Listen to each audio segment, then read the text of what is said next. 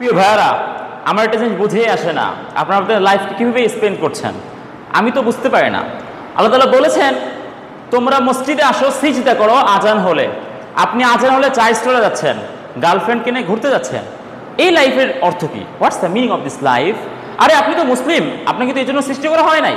আপনাকে সৃষ্টি করা হয়েছে নামাজ পড়বেন, রোজা রাখবেন, আপনি ইয়ং পারসন, নিজে সৎ কাজ করবেন, মানুষকে সতের দিকে আহ্বান করবেন। আজকে পশ্চিমারা আমাদের পুরো যুব সমাজকে শেষ করে দিয়েছে। প্রত্যেকজনের হাতে একটা একটা করে মোবাইল ধরিয়ে দিয়েছে। প্রত্যেকটা যুবক এখন রাত 2টা-3টা পর্যন্ত ফেসবুকে ইউটিউবে চ্যাটিং করে, এরপরে ঘুম যায়। এজন্য আমাদের মসজিদের ফজরের নামাজে একটা যুবককে খুঁজে পাওয়া যায় না। তাদেরকে নৈতিকভাবে শেষ করে দেওয়া হয়েছে। তাদেরকে এমন কিছু স্টাইল দিয়ে দেওয়া হয়েছে যেগুলো স্টাইলের কাতারেই পড়ে না। ছিঁড়া প্যান্ট এখন যুবকদের স্টাইল হয়ে গিয়েছে, অথচ এটা তাদের স্টাইলের কাতারেই পড়ে না। আমরা মুসলিম, আমাদের নিজস্ব সংস্কৃতি আছে, সভ্যতা আছে, আমাদের অন স্টাইল মিডিয়াম সব কিছু আছে, কিন্তু আমরা ওটা ভুলে অন্যদিকে আমরা দৌড়াচ্ছি, অন্যদিকে সুখ খুঁজছি। ওরা আরেকটা কাজ করেছে, সেটা হচ্ছে আমরা মুসলিম, আমাদের যখন প্রেগনেন্ট হয়, আমাদের মেয়েরা যখন গর্ভবতী হয়, তখন আমরা তাদেরকে কোনো কাজ দেই না, তাদেরকে ইসলামের বিষয়গুলো, সায়েন্সের বিষয়গুলো আমরা এগুলোকে লার্ন করতে দিই না।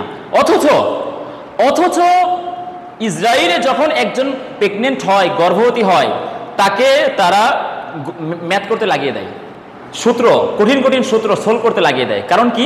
কারণ তার পেটের মধ্যে যে সন্তানটা আছে, এই সন্তানটা এসে এরকম বড় বড় ক্রিয়েটিভিটি, কঠিন কঠিন বিষয় সোলভ করবে। শুনেছেন না এক সময় যে মায়ের পেট বাচ্চা এসেছে, তো মা কোরআন তেলাওয়াত করছে, নিয়মিত নামাজ কালাম পড়ছে, এই কারণে ছেলেটা ধার্মিক হয়েছে। আর এটা বাস্তব কথা, মায়ের পেটে যখন কোনো বাচ্চা গর্ভে থাকে, লালন পালন করে, তখন মা যেমনটা হয় ছেলেও তেমনটাই হয়। এই কারণে বলা হয়ে থাকে, গাছ যেমন ফল তেমন, গাছ ভালো ফল ভালো, গাছ ভালো না সো ফলটাও ভালো হবে না, এটাই আশা করা যায়। কাজেই অনেক বেশি সতর্ক থাকতে হবে। তারা সব কিছু আমাদেরকে শেষ করে দিয়েছে। আমরা এই যে ওয়ার্ল্ড ফিফা টি20 ওয়ানডে এই যে খেলা দেখি, যে আমোদ ফুর্তি মস্তি করি, দেখবেন ইসরায়েল, আমেরিকা, রাশিয়া এরা মোরাল শক্তি, এরা কখনো খেলাধুলা এই টি20তে এরা আসে না। কারণ কি? কারণ তারা জানে আমরা হচ্ছে মোরল, আমাদের অর্থনৈতিকটা এমন বেশি স্ট্রং, আমরা সবটাকে লিড দেবো, আমাদের জন্য কেউ লিড দিতে না আসে।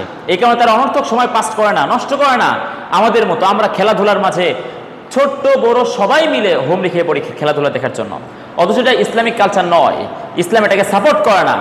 সেই জন্য you have to very careful from that, and Allah সুবহানাহু ওয়া তাআলা has order about that, you have to be prepared from that orders. এটা তো আমাদের হওয়া দরকার ছিল মুসলিমদের, কিন্তু পুরোটা চেঞ্জ হয়ে গিয়েছে। আজকে যুবকরা একটা মেয়ের জন্য নিজের লাইফটাকে শেষ করে দিচ্ছে। একটা মেয়ের জন্য নিজের এই 40 বছর 50 বছরের জীবনে একটা কিছু হতে পারতো, সে ব্রিলিয়ান্ট স্টুডেন্ট, কিন্তু জাস্ট একটা মেয়ের জন্য সে এখন আনব্রিলিয়ান্ট স্টুডেন্ট হয়ে গিয়েছে। সে ম্যারিটোরিয়াস পার্সন ছিল, এখন আনম্যারিটোরিয়াস পার্সন হয়ে গিয়েছে। এই জন্য করা যাবে না। লাইফ গড়তে, সাকসেস হতে 3টা শত্রু আছে। ফার্স্ট নম্বর শর্ত হচ্ছে শয়তান। এই শয়তান থেকে বেঁচে থাকতে হবে। আপনার নফসের কন্ট্রোল যেন শয়তানের কাছে চলে না যায়। যদি শয়তানের কাছে চলে যায়, তাহলে আপনার জীবনটা পুরো বরবাদ হয়ে যাবে প্রিয় ভাইরা। এই জন্য অনেক বেশি কেয়ারফুল থাকতে হবে। সেকেন্ডলি, আপনার শত্রু হচ্ছে একজন নারী। লাইফ যদি গড়তে চান, সাকসেস হতে চান, do you want to be a successful in your life, do you want to be a most great person in your life, so please reject that others thing, এগুলো ছেড়ে দেন।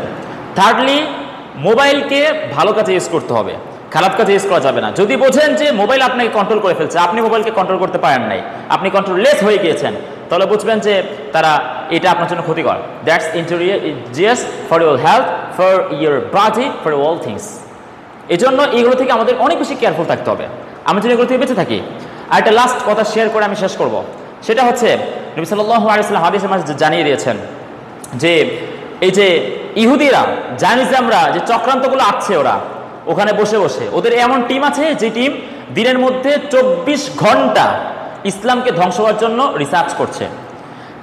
ব্রিটিশ আমলে একজন আলেম সফর করতে চাই ব্রিটিশে, তো যাওয়ার পরে সে দেখলো যে একটা মসজিদের কোণাতে সবাই স্টাডি করছে। তো জিজ্ঞেস করা হলো যে এরা কেন স্টাডি করছে? বলা হলো যে এরা সবগুলো ইসলামের এগেইনস্টে তারা মত দিবে, তারা বিভিন্ন যুক্তি লজিক দিয়ে ইসলামটাকে নিঃশেষ করে দিবে, এই কারণে তারা এটা তারা অলরেডি 24 ঘন্টা তারা স্টাডি করছে, এবং কি তারা টেক দিক থেকে এত বেশি এগিয়েছে যে আমরা যদি কোনো ইসলামিক পোস্ট ছাড়ি বা কোনো জঙ্গির বিষয় যে রয়েছে, আসলে তো জঙ্গি না, তারা এগুলো জেনে ফেলবে। এজন্য আমাদেরকে সব দিকে এগোতে হবে, যুবকদেরকে বিপ্লব করতে হবে, আর এভাবে বসে থাকা যাবে না।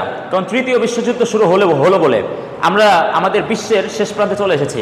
দ্যাটস দ্য সাইন অফ কিয়ামা, কিয়ামতের আলামতগুলো প্রকাশ পাওয়া শুরু করে দিয়েছে। এজন্য আমাদেরকে এই সমস্ত বিষয় থেকে